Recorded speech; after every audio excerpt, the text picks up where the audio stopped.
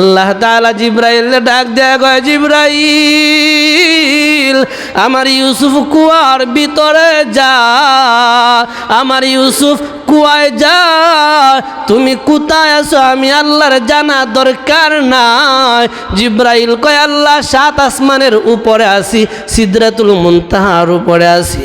আল্লাহ কয়, এগুলো আমার স্মরণ করা দেখার সময় নাই, আমার ইউসুফ কুয়ায় যা, আমি আল্লাহর ওয়ার্ডার, আমার ইউসুফের গায়ে পানি লাগার আগে যেন তোমার 600 ডানা ইউসুফের হাতের নিচে চলে যায়।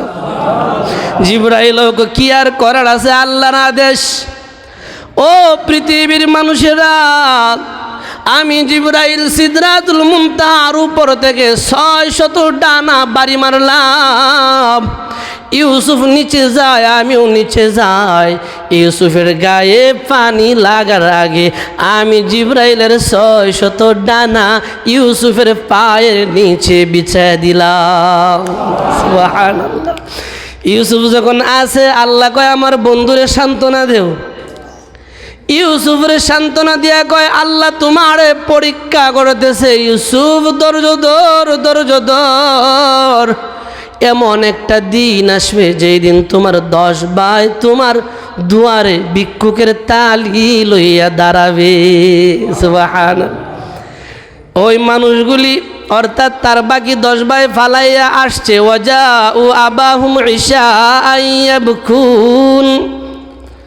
আল্লাহ তাআলা জানায় দেয়, 10 ভাই চোখের পানি ফালায়া ফালায়া 10 ভাই বাবার সামনে এসে কয়, বাবা আমরা জানি আপনি আমাদের বিশ্বাস করবা না, ও বাবা বিশ্বাস করবা না জানি, এরপরেও বলি জানো তোমার সন্তান ইউসুফরে আমরা আমাদের কাপড় সুফরের পাহারাদার বানাইয়া, আমাদের আসবাবগুলির পাহারাদার বানাইয়া আমরা খেলায় গিয়েছিলাম, আইসে দেখি বাঘে খেলাইছে। পয়গম্বর কয়, কি পাইছো? শুধু জামাটা পাইলাম। পয়গম্বর জামাটারে হাতে লইয়া কয়, আহ আমার সন্তানেরা আফসোস লাগে রে, এমন কোন বাঘে খাইলো যেই বাঘ জামাটা ছিড়ল না, না জানি বাঘটার কত প্রশিক্ষণ দেওয়া আছে। কারণ পয়গম্বর তো নবীদেরকে তো আল্লাহ তাআলা ব্যাকল আর এই মূর্খ মানুষকে তো আল্লাহ নবুয়তি দেয় না। নবীদেরকে আল্লাহ তাআলা বড় জ্ঞানী বানাইবা না, যে জাতির জন্য বানাইছে এই জাতির মাঝেও শ্রেষ্ঠ। পৃথিবীতে সবচাইতে জ্ঞানী হলো নবীগণ। সুবহানাল্লাহ। সবচাইতে জ্ঞানী নবীগণ। নবীর জ্ঞান তো আর এই 10 জনের জ্ঞানের সাথে না। ইয়াকুব নবী জামাটারা হাতে লইয়া কয়, সন্তানেরা বড় আফসোস লাগে এবং দেখতেও মন চাইতেছে কেমন বাগে খাইলো, জামাটা আসুরার দাগও নাই। সুবহানাল্লাহ। মানে তারা তো জামা আগে খুলে লাইছে, আগে কুইলা বুতম টুতম লাগাই পরে রাইকা খেলে আওয়াজ সময় হরিণ দইরা রক্ত জামাত লাগাই লিয়েছে। তাহলে বাঘে কেন খাইছে না? 10 বাঘ। 10 বাঘ এই দুনিয়ার 10 ভাইয়ে 10 বাঘ। এই থেকে শিক্ষা পাওয়া যায়, আপন ভাইও দুনিয়ার স্বার্থের কারণে সেকেন্ডের ভিতরে বদলে দিতে সময় লাগতো না। আপন ভাই, মার পেটের ভাই, রক্তের ভাই সেকেন্ডের ভিতরে বদলে যাবে, কল্পনাও করতে পারতেন। কি মনে করেন নবীর সন্তান, তাও আরেক নবীর নিয়ে এত বড় ষড়যন্ত্র বাগাইতে পারলে আমরা তো কিচ্ছুই না। ভাই বাইরে মারে, এটা একটা বিষয় হলো। আল্লাহ আমাদেরকে হেদায়েত দাও, বলেন না আমিন। ইয়াকুব আলাইহিস সালাতু ওয়াস সালাম তাদেরকে বিদায় দিয়ে দিলেন, তারা বাঘ আনলো, বাঘের সাথেও কথা কইল। সর্বশেষ তারা তো কুয়ার মাঝে ফেলে চলে আসছে। 3 দিন চলে গেছে। 3 দিন পরে আল্লাহ তাআলা জানায় দেয়, ওয়াজাআত সাইয়ারাতুন ফারসালু ওয়ারিদাহুম ফাদলা দালওয়া। সুবহানাল্লাহ। আল্লাহ তাআলা জানায় দেয়, পৃথিবীর মানুষেরা আমার, জানো আমার ইউসুফ রে তারা 10 ভাই কুয়ায় ফালাইয়া গেল, আমি আল্লাহ আমার ইউসুফ রে পালাই নাই। আমার ইউসুফের সম্মান বাড়াইবার জন্য আমি আল্লাহ একটা বণিক রে, একটা পথিক রে, একটা সফররত হালত, একটা কাফেলা, বাণিজ্য কাফেলারে ওই রাস্তা দিয়া যাওয়াইলাম। ওই রাস্তা দিয়া যাওয়ার কথা না, এরপরও আমি আল্লাহ তাদেরকে নেওয়াইলাম। কেন কেন আমার ইউসুফ কুয়ায় পরে বড় কষ্ট করবে, আমি আল্লাহ বরদাস্ত করি না। তারা আইসা যখন বালতি পালাইল, যেই মাত্র বালতিটা পালা, প্রথমবার বালতি টান দেওয়ার সময় ইউসুফ ধরে নাই। কি জানি আমার 10 ভাই আমার উঠাইবার জন্য বালতি ফালাইছে, উঠায় নিয়ে আরো মারবো, এর সাথে এইখানে বালা। কারণ এই জায়গায় জিবরাইল আছে, আমার আল্লাহ আমারে ডাইরেক্টলি দেখতেছে। এ বাবারা একটা কথা খেয়াল করেন, যুবক ভাই, বৃদ্ধ বাবারা, পর্দার আড়ালের মা বোনেরা, যেই বান্দা যত বিপদে থাকবো, বান্দা আল্লাহর নিকটে তত বেশি থাকবে। কারণ বিপদে পড়লে আল্লাহরে ডাকতে বড় ভালো লাগে। পয়গম্বর ইউসুফও চিন্তা করে আমি বালতিতে ধরা দরকার নাই, বালতির মতো চলে যাক। কারণ হতে পারে আমার 10 ভাই বালতি পালাবে আর আমারে উঠাইয়া বড় পিটনা দিবে, আঘাত করবে। এর চাইতে আমি যেইভাবে আছি ওইভাবে বালা। আমি কুয়ার ভিতরে আছি, আমার আল্লাহর ডাইরেক্ট রহমতের নজর কুয়ার ভিতরে আছি। ইউসুফ নবী হাতে ধরে না, দ্বিতীয়বার যখন পালায় জিবরাইল কো ধরো, এই তো তোমার সুবর্ণ সুযোগ, কত ইজ্জু মাংতাসা ও তো জিল্লু মাংতাসা। তোমারে বেইজ্জতি করতে চাইছিল, আল্লাহ তোমার ইজ্জত দিবে। ও পৃথিবীর মানুষ কেউ কাউরে বেইজ্জতি করতে পারে না, কেউ কাউরে ঠগাইতে পারে না। আল্লাহ যারে ঠগায় সে আসলে ঠগে, আল্লাহ যারে ঠগায় না সে আসলে ঠগে না। পৃথিবীর সব মানুষগুলি যদি চাও একজনের বেইজ্জতি করবে, আল্লাহ যদি কয় বান্দার ইজ্জত আমি আল্লাহ বাড়াইয়া দিলাম। পৃথিবীর মানুষ যদি চায় বেইজ্জতি করতো, আল্লাহ যদি কয় ইজ্জত বাড়াইলাম। পৃথিবীর সব লাইগা বেইজ্জতি দ্বারে করা সম্ভব না। আর আল্লাহ যদি বেইজ্জতি কইরা লয়, ক্ষমতার চেয়ারে বসাইয়াও ডাব্লিউ বুশের মতন জুতার বাড়ি তারে দেওয়া লয়। তাকায় দেখেন না, জেলখানায় পড়ে আছে আল্লামা মামুনুল হক, তার দাম কমে না, দিন দিন বাড়ে। জেলখানায় আছে, রিমান্ডে আছে, তার দাম বাড়ে কেন? তার ভিতরে আছে আল্লাহর কুরআন।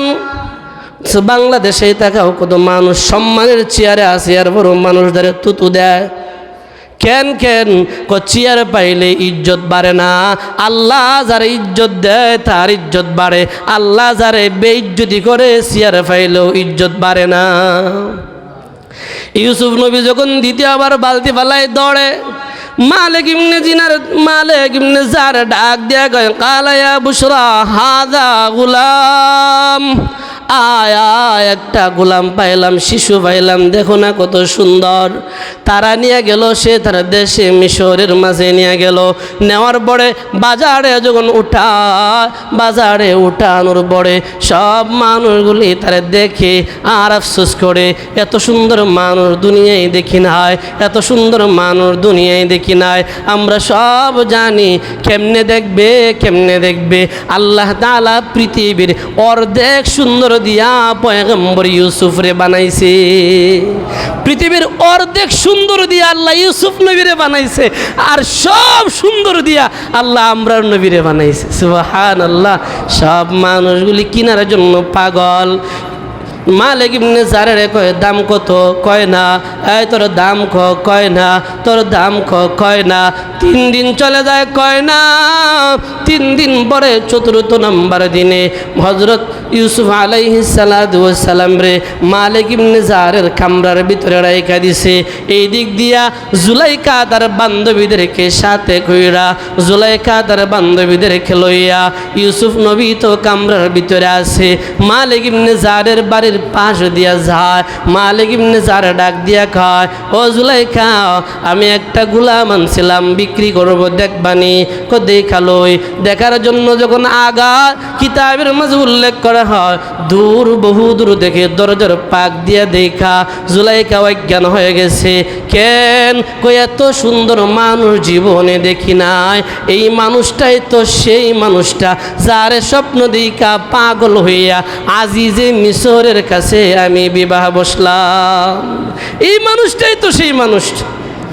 জ্ঞান যখন ফিরে আসছে তার স্বামীর কাছে আইসা কই, স্বামী আমার বিবাহ হয়ে গেল, অনেক বছর হয়ে গেল, দাম্পত্য জীবন কিচ্ছুই চাই নাই কোনা।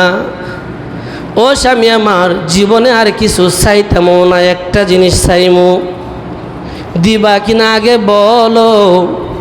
বিবি আমার, তোমারে আমি আমার প্রাণের চাইতে বেশি মায়া করে ভালোবাসি, জীবনে কিচ্ছু চাও না, একটা জিনিস চাইবা, দিমা না মানে বলো, খেয়ে দিতাম। মালিক ইবনে জারের ঘরে একটা গুলাম আছে, গুলামটা আমারে আইনা দিলাও। আল্লাহ তাআলা জানায়া দেয় মালিক ইবনে জারের কাছে ওই আজিজে মিশর নিজে গেল। যাওয়ার পরে মালিক ইবনে জারের ঘরে যাইয়া ইউসুফ নবীর দিকে তাকায়া তাকায়া চিনছে এই শিশু অদূর ভবিষ্যতে ইসলামের জন্য, ধর্মের জন্য আল্লাহর মনোনীত একজন বান্দা হবে। ওই আজিজে মিশর, মিশরের বাদশা দেখাই চিনা লাইছে। মুফাসসিরিনে কেরাম বলে পৃথিবীতে এমন তিনজন মানুষ ছিল যারা চেহারার দিকে তাকাইয়া চোখে চোখ রাইকায় চিনা লাইছে, বুঝা লাইছে অদূর ভবিষ্যতে একটা কিছু হবে। তাদের মাঝে একজন আজিজে মিশর ইউসুফ নবীর দেখাই আমার জুলাইখা তো অপছন্দের কিচ্ছু করে নাই, আমার জুলাইখা যারে পছন্দ করছে ও তো সাধারণ মানুষ না, সাধারণ মানুষ না, ও হবে পৃথিবীতে অদূর ভবিষ্যতে একজন আল্লাহর মনোনীত বান্দা। চিন্না লাইছে। আরেকজন মানুষ আছেন আপনারা জানেন, পয়গম্বর শুআইব আলাইহিস সালাতু ওয়াস সালামের ওই মেয়েটা, যে মেয়েটা মুসা নবীর কাছে বিবাহ বসছিল, মেয়েটা দেখেই ডাক দিয়া কই, আব্বা এমন একটা যুবকরে আনলাম যে যুবক বড় শক্তিশালী। ও আব্বা, এই যুবকটা অদূর ভবিষ্যতে এমন একটা কিছু হবে যা ভাষায় বর্ণনা করা সম্ভব না। বাবা গো, ওই মুসারে আমাদের গোলাম হিসাবে, আমাদের ঘরের রাখাল হিসাবে, আমাদের ঘরের একজন হিসেবে রাইখা দাও।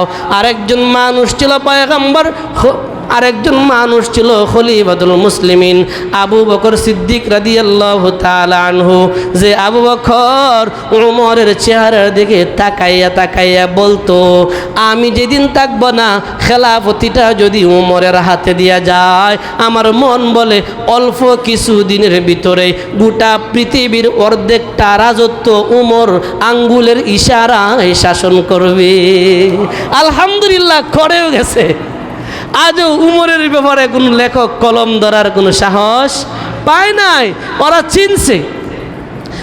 আল্লাহ তাআলা ডাক দিয়া কয়, আজিজে মিশর গুলাম ক্রয় করছে। ডাক দিয়া কয়, তোমার গুলামের দাম কত? এতদিন দাম কয় না, আজকে দাম না কয়া পারে না। আমার গুলাম রে এক পাল্লা স্বর্ণ আর এক পাল্লা, কো অসুবিধা নাই। আমার গুলাম এক পাল্লায় রূপা আর এক পাল্লায়, কো অসুবিধা নাই। আমার গুলাম এক পাল্লায় আর এক পাল্লায় হীরা মানিক মুক্তা দিবা, কো অসুবিধা নাই। যা চাইবি তা দিয়া হলো। আমার জুলাইখারে ইউসুফরে আইনা দে। আমার জুলাইখা জীবনে কিচ্ছু চায় না, ইউসুফরে চাইছে, তা আমার জুলাইখা যেন কষ্ট না পায়। এতটুক আলোচনার দ্বারা বুঝেন জুলাইখা ইউসুফ নবীরে কত ভালোবাসে। ডাক দেয়া কয়, স্বামী আমার, জীবনে চাইছি না আর চাইতাম না, জীবনে কিচ্ছু চাইছি না আর কিচ্ছু চাইতাম না, খালি আয়না দিলাও। অর্থ সম্পদ যা আছে, সোনা রূপা যা আছে, হীরা মানিক মুক্তা সব দিয়া গোলামটারে ক্রয় কইরা আয়না দিয়া দিছে। আনার পরে আজিজ মিশর ডাক দিয়া কয়, জুলাইখা জানো আমরা দুইজন দুই বিছানায় ঘুমাই, আমাদের তো সন্তান হয় নাই, ভবিষ্যতে হবেও না। এই ইউসুফরে সন্তানের মতো রাখতে পারো, গুলামের মতো রাখতে পারো, তবে শুনো জুলাইখা শুনো, ওই ইউসুফ অদূর ভবিষ্যতে একটা কিছু হবে। আল্লাহ তাআলা জানায় দেয় ওয়ালাম্মা বালাগা, এই পর্যন্ত আমাদের আগের আলোচনা আছে, মানে রোজার আগের আলোচনা। আল্লাহ তাআলা জানায় দেয় ওয়ালাম্মা বালাগা আশুদ্দাহু আতাইনাহু হুকমান ওয়া ইলমা ওয়া কাযালিকা নাজজিল মুহসিনিন। আল্লাহ তাআলা জানায় দেয় যখন ইউসুফ প্রাপ্ত বয়স্ক হলো, বালেগ হলো, সে তার যৌবনে পদার্পণ করলো, আমি আল্লাহ ইউসুফ নবীর জ্ঞানে প্রজ্ঞায় সব কিছু দিয়া ভরপুর করে দিলাম। আমার ইউসুফরে আমি আল্লাহ সব দিলাম। কি দিলাম? আমার ইউসুফরে 10 ভাই বেইজ্জতি করছিল, আমি আল্লাহ ইজ্জত দিয়া দিলাম। আমার ইউসুফরে কুয়ায় ফেলাইছিল, আমি আল্লাহ কুয়া থেকে উঠে দিলাম। আমার ইউসুফ মালিক ইবনে জারের ঘরের গোলাম ছিল, আমি আল্লাহ বাদশার ঘরে আইনা দিলাম। জানো পৃথিবীর মানুষেরা, ওয়া কাযালিকা নাজজিল মুহসিনিন,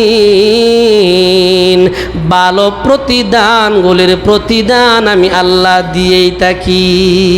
প্রত্যেকটা ভালো কাজের প্রতিদান আমি আল্লাহ দিয়া দেই।